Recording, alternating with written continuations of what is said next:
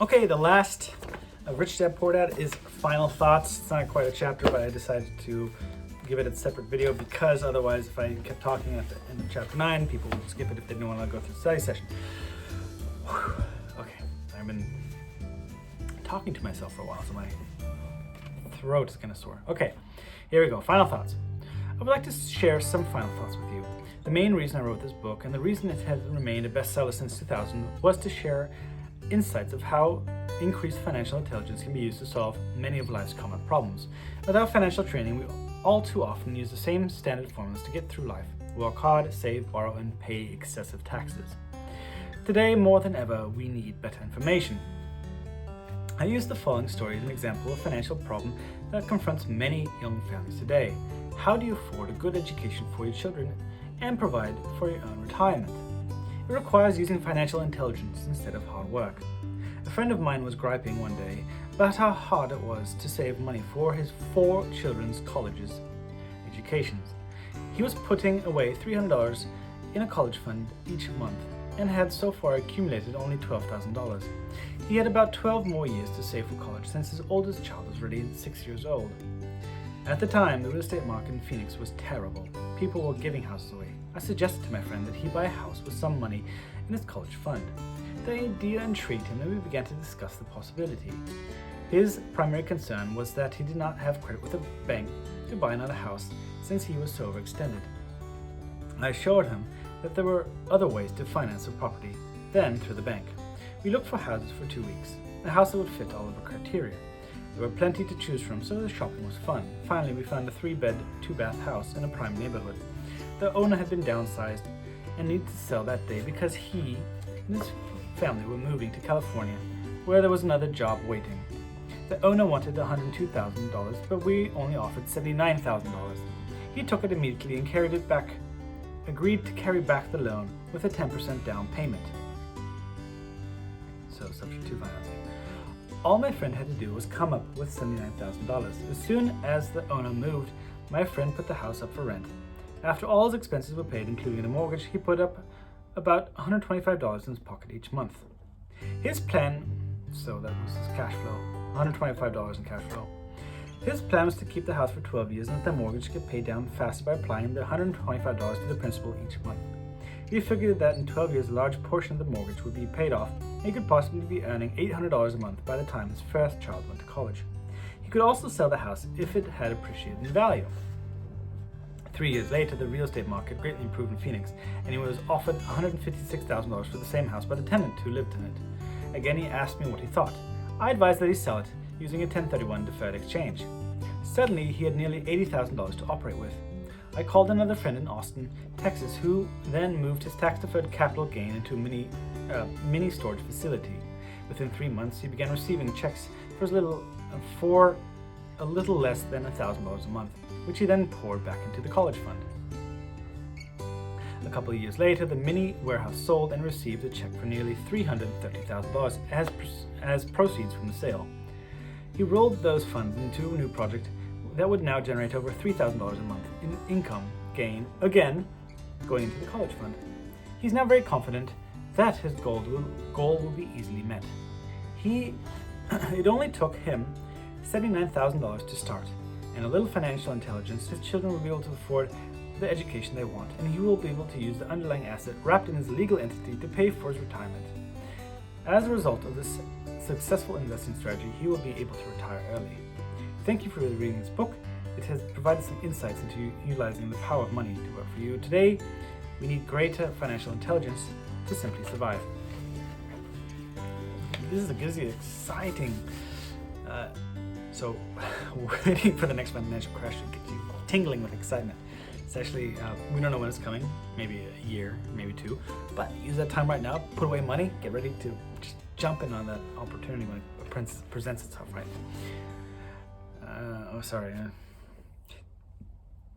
The idea that it takes money to make money is the thinking of financially unsophisticated people. It does not mean that they're not intelligent, they simply have not learned the science of making money. Money is only an idea. If you want more money, simply change your thinking. Every self-made person started small with an idea and then turned it into something big. The same applies to investing. It takes only a few dollars to start and grow into something big. I meet so many people who spend their lives chasing the big deal, or trying to amass a lot of money to get into a big deal. But to me, that is foolish. Too often I've seen unsophisticated investors put their large nest egg into that one deal and lose most of it rapidly. They may have been good workers, but they were not good investors. Education and wisdom about money are important. Start early. Buy a book, go to a seminar, practice, start small. I turned $5,000 cash into a $1 million asset, producing $5,000 a month cash flow in less than 6 years. But I started learning as a kid. I encourage you to learn because it's not that hard. In fact, it's pretty easy once you get the hang of it. I think I've made my message clear. It is what's in your head that determines what is in your hands. Money, so that's like in the point. Oh, I was about to say, okay. Money is only an idea. There is a great book called Think and Grow Rich. The title is not Work Hard and Grow Rich. Learn to have money work hard for you, and your life will be easier and happier. Today, don't play it safe, play it smart. And I encourage you to get that book, read it, mark it up. Also, get this book, read it, mark it up, because rereading, again, as I said in the Miracle Morning, if you haven't read that yet, what am I talking about? If you haven't watched it yet, rereading the book, a book that you've read or essentially that you've listened to is far better because you can really pick out the details the second time through. The first one's like a bird's eye view. It's what Dale Carnegie also says in his book. He's like, each chapter, blast right through it. Don't go into the next chapter yet. Come back and reread it slowly and pick up really the nuance and the parts that stand out to you. Highlight those, make a little note in them. So everything is tried and true. That's why it's mentioned so many times. And same for this book, Buy Rich Dad Poor Dad. Mark it up, put all your comments into it, your little brainstorms. There's a place for notes in the back. So really make it your book. That way you can always come back to it and just glance at it and be like, oh, this is why this paragraph was so important to me. You don't have to reread the paragraph and kind of think about it over again. Sorry, not done yet. Let me keep reading. The 3 incomes. The world of accounting, there are 3 types of income. 1, ordinary income, or ordinary earned. And number 2, portfolio. Number 3, passive. When my poor dad said to me, go to school, get good grades, and find a safe, secure job, he was recommending I work for the earned income. When my rich dad said, the rich don't work for money, they have their money work for them, he was talking about passive income and portfolio income. Passive income, in most cases, is income derived from real estate investments. Portfolio income is derived from paper assets such as stocks and bonds. Portfolio income is the income that makes Bill Gates the richest man in the world, not earned income. Rich Dad used to say the key to becoming wealthy is the ability to convert earned income into passive income or portfolio income as quickly as possible. He would say, taxes are highest on earned income. The least taxed income is passive income, and that is another reason why you want your money working hard for you. The government taxes the income you work hard for more than the income your money works hard for. In my second book, The Cash Flow Quadrant, I explain the 4 types of people who make up the business world. There are E, the employee, the S, the self-employed, the B, the business owner, and the I, the investor. Most people go to school to learn to be E's or S's, so employee or self-employed. The cash flow quadrant is written about the core differences in these 4 types. Now people can change their quadrant. In fact, most of our products are created for people in the B and the I quadrants. And why did we buy this book? Because it requires a mind shift, a mindset difference between E and S, and then S and B.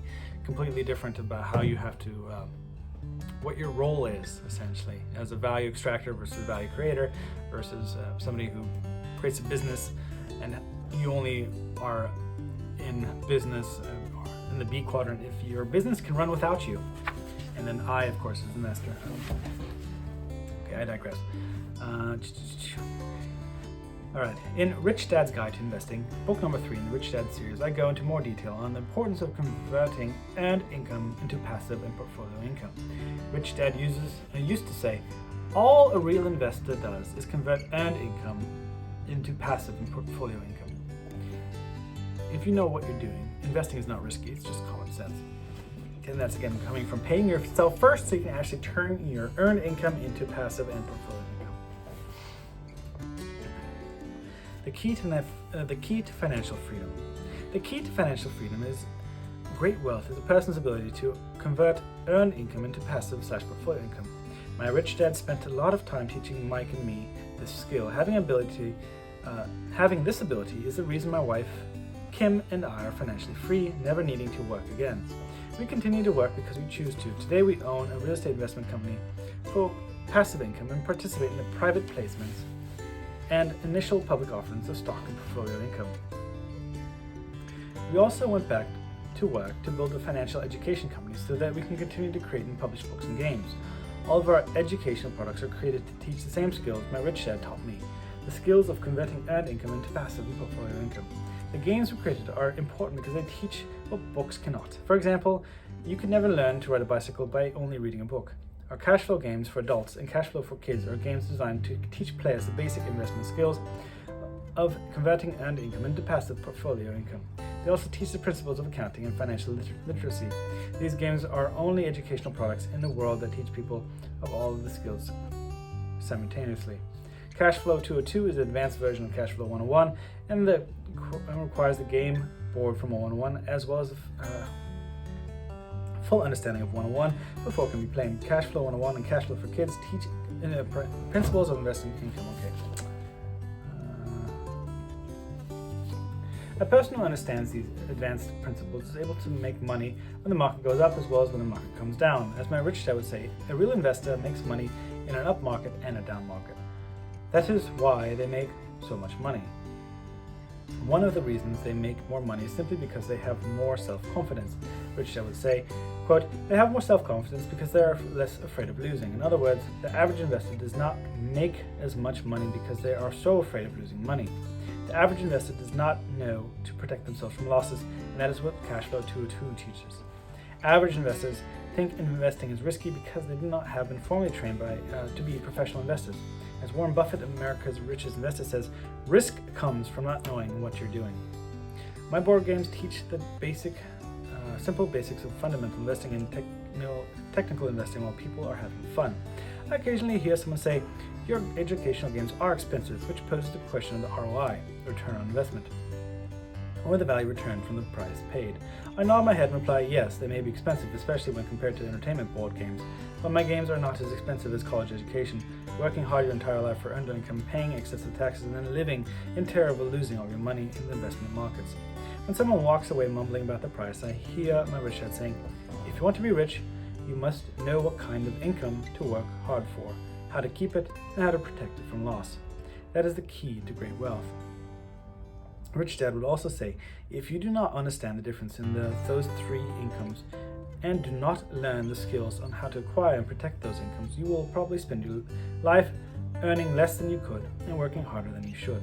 My poor dad thought a good education, a good job, and years of hard work were all you need to be successful. My rich dad also thought, I don't know if I misspoke there, but my poor dad thought a good education, a good job, and years of hard work were all you need to be successful. My rich dad also thought a good education was important, but to him it was also important that Mike and I know the differences between three incomes and what kind of income to work hard for. To him, that was basic financial education. Knowing the difference in the three incomes and learning the investment skills of how to acquire the different incomes is basic education for anyone who strives to acquire great wealth and achieve financial freedom. Special kind of freedom that only a few will ever know. As Rich Dad states in lesson number 1, the rich do not work for money, they know how to have money work for them. Rich Dad said, ordinary earned income is money you work for, and passive portfolio money is money working for you. Knowing that little difference has been significant in my life, or as Robert Frost ends his poem, and that has made all the difference. Take action. All you were given two great gifts, your mind, your time. It is up to you to do what you please with both. With each dollar bill that enters your hand, you and only you have the power to determine your destiny. Spend it foolishly and you choose to be poor. Spend it on liabilities and you join the middle class. Invest in your mind and learn how to acquire assets, and you'll be choosing wealth as your goal in your future. The choice is yours and only yours. Every day, with every dollar, you decide to be rich, poor, middle class. Choose to share this knowledge with your children and choose to prepare them for the world that waits. No one else will.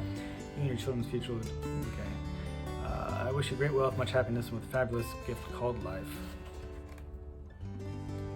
Okay. Study session.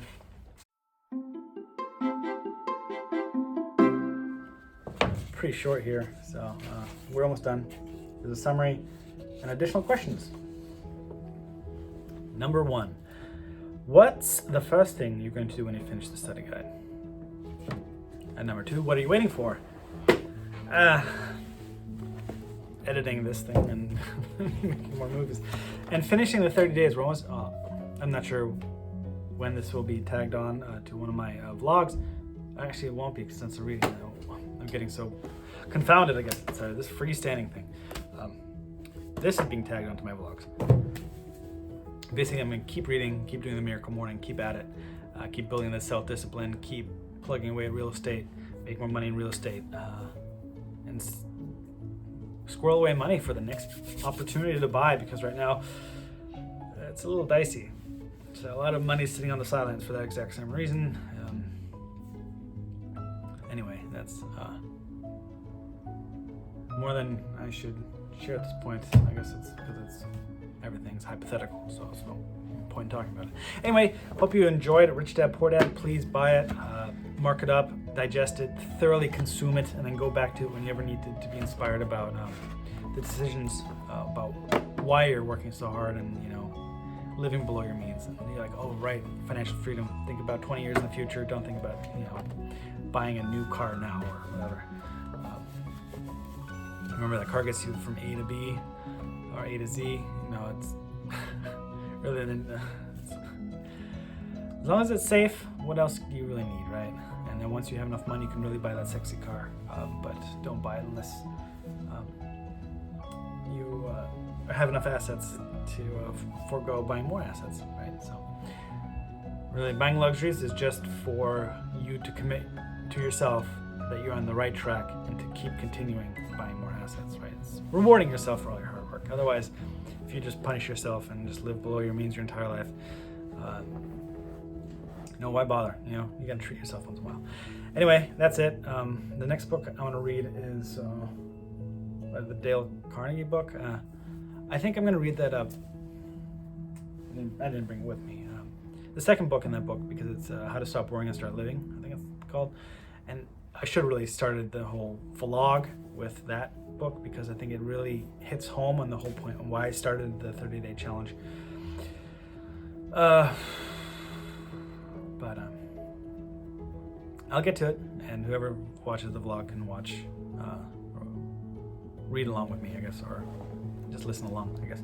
Anyway, what am I talking about? This is Rich Dad Poor Dad. Thank you for listening. I hope you made it through with new thoughts, new direction, new attitude towards life, and new understanding about what you can do with just a couple of $1,000s. Of course, different market. It's easy to go to YouTube and somebody's like, oh yeah, I made $20 million buying cheap real estate. It's like, of course you did. It's like real estate isn't cheap. If I could go back in time and buy real estate, I would. So basically, just prepare yourself now. If you're not in a position to buy real estate now, just prepare yourself for the deals, the upcoming deals, because the real estate market is cyclical. It's only a matter of when. But I'm also going to start taking money off the table and just waiting, keeping the money in-house, trying to reduce the amount of taxes I have to pay, just, set away little pieces of money. So when something does happen, I won't be sitting on my hands saying, oh, well, all my investments went to the ground. I got nothing else to invest with now without selling and taking a loss. So starting to take money off the table, leaving the house's money on the table and just letting the house play with it, just taking it. And then, let's say it does crash, it'll eventually correct again. But, having that money and then playing more with it is what's going to keep generating wealth. So, yeah, start setting aside money now so you can really take advantage of it in a couple of years. So anyway, that's it for now. Thanks for staying tuned all this time. All right, enjoy the next Reading to Riches book if you like me reading in a fake British accent and rambling a lot. like I'm doing right now. Okay. Take it easy.